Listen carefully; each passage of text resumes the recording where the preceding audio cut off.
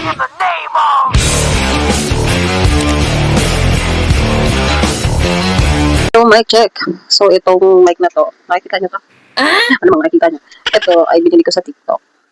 Actually, mga 100 plus something lang to. Tangin na nagpromote. Actually, 100 plus lang to sa TikTok. So, ito-try ko to gamitin kung maganda at malinaw. Diba? So, mag-vlog-vlogan ako ngayon. Diba? Try-try lang. Tapos, eto na nga. Dahil dyan, may ikukwento ko sa inyo tungkol sa pag-aquarium. For the first time ako mag-alaga ng aquarium. Alam niyo bang namatayan ako ng isda? Dahil sa katangahan ko. At hindi ako nagtatanong. So, ganito na nga. Nag-alaga ako ng lotetra at gumawa ako ng DIY Wilkins Aquarium. Doon ko nilagay yung lotetra, 10 piraso. Tapos, ang ganda niya. Ang ganda ng kinalabasan. Para kang nilabasan. Charis. Hindi. Ito na nga. Seryoso. Actually, na talaga akong kahilig-hilig mag-alaga ng isda dati. So, na-inspire lang ako sa isang vlogger na kumakain sa cemetery. Hindi. Charis lang. Hindi. Ito na nga. Na-inspire ako sa kanya kasi sa mga pag-tuwing mag-live siya. Ang ganda. Nakikita ko yung background niya sa likod niya. Ang ganda ng isda niya. Nakaka-relax tignan. Habang may sounds. Then, pag magpo-post siya sa mga vlog niya, ng fish niya, shucks, ang ganda. So, nainganyo ako mag-alaga. Gumawa ako ng DIY Wilkins Aquarium. So, yun. Then, bumili ako ng filter na may oxygen. Tapos, bumili ako ng lotetra 10 piraso. So, doon pinry namin ilagay yung lotetra. Then, shucks, ang ganda ng pinagawasan. So, sobrang tuwa namin. At sa sobrang tuwa, napag-desisyonan namin bumili na 5 gallon na aquarium. Tapos, syempre, as a first timer, meron pa nang nilalagay dun sa tubig. Akala namin water stock lang, gano'n. Tapos, naglagay na kami ng 5 gallon na aquarium. Tapos, hindi namin alam na kailangan palang lagyan ng anti-chlorine yung tubig kahit water stock siya. Nilagyan namin siya na, nilagyan ko ng asin kasi nga first timer, kasi natakot nga ako na baka magka-parasite yung isda. Kasi nga, may napanood ako sa Blue App na nagkaka-parasite pala yung isda. Dahil, ewan ko kung bakit.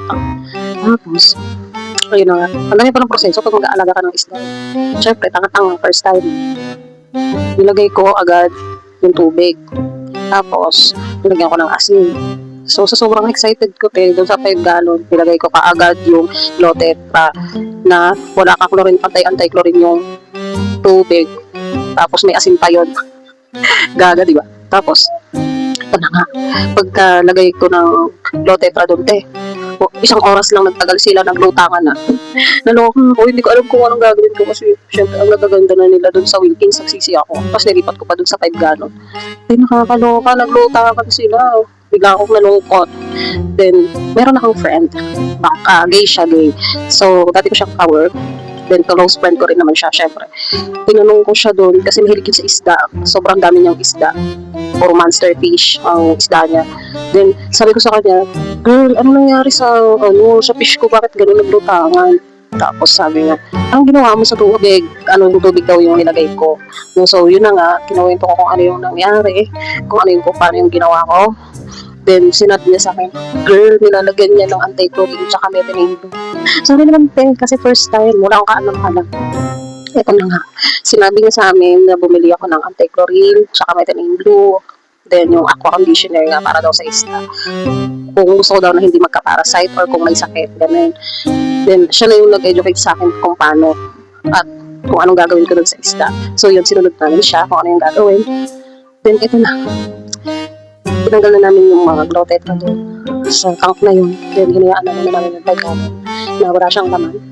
Then, siguro mga after 2 days, naglagay ulit kami ng tubig doon. Tapos, bumili na kami ng anti-chlorine, methylene blue. So, bumili ulit ako ng lotetra kasi gusto ko yun eh. Ang ganda niya, colorful, lalo na pag masisinaga ng ilaw. Ang ganda niya tignan, so nakaka-relax. So, ayun na. Bumili ako ng 20 pieces na lotetra. So, ayun na. Nilagyan na namin yung tubig ng anti-chlorine, tsaka methylene blue. Then, nilagyan na namin sila ng live plants. Ang ganda. Hanggang ngayon, buhay pa rin sila. Galing nung nagturo sa akin na friend ko. So, sa sobrang tuwa namin, sa sobrang tuwa ko, nalagdagan ulit ng 15 gallon yung aquarium namin. Then, bumili na kami ng molly. Hanggang sa sunod-sunod na yung mga isda na binili namin sa kay Kaya dumadayo pa kami sa Cafe Mar para lang sa isda. At ang mamahal lang nabibili pa namin isda kasi sobrang cute at ang ganda.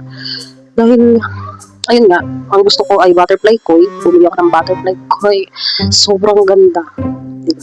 So, mamaya ipapakita ko sa inyo yung aming aquarium. Halos lahat, ang dami na namin aquarium dito sa bahay dahil mukha na kaming pet shop. Papakita ko mamaya sa inyo yan.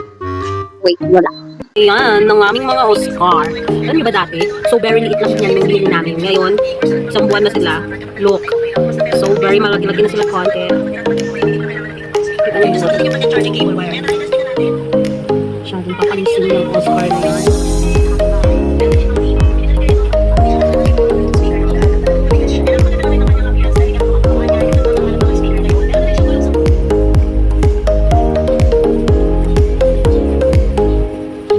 Pinaka-cute. Ang cute ganito. Yan.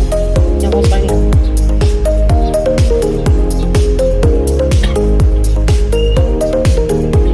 Pare sila. Partner.